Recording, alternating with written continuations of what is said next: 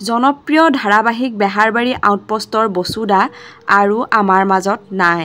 হয় বন্ধু-বান্ধৱীসকল, বসুদাৰ মৃত্যুৰ খবৰটো পাই শিল্পী সমাজৰ লগতে গোটেই অসমবাসীয়ে কান্দোনত ভাঙি পৰিছে। ব্যতিক্ৰমী অভিনয়েৰে মানুহৰ মন জয় কৰিছিল ফাইলাও বসুমতাৰীয়ে। হঠাৎ তেখেতৰ কেনেকৈ মৃত্যু হ'ল? জানিব পৰা মতে গুৱাহাটীৰ এখন ব্যক্তিগত চিকিৎসালয়ত শেষ নিশ্বাস ত্যাগ কৰে অভিনেতাগৰাকীয়ে।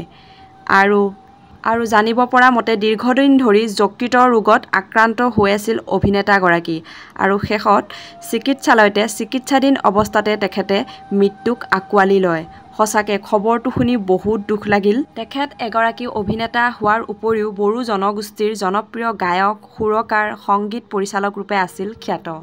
আমাৰ সকলোৰে প্ৰিয় আছিল অভিনেতাজন, কিন্তু তেখেতে অসমবাসীক আমাক কন্দুৱাই চিৰবিদায় ল'লে।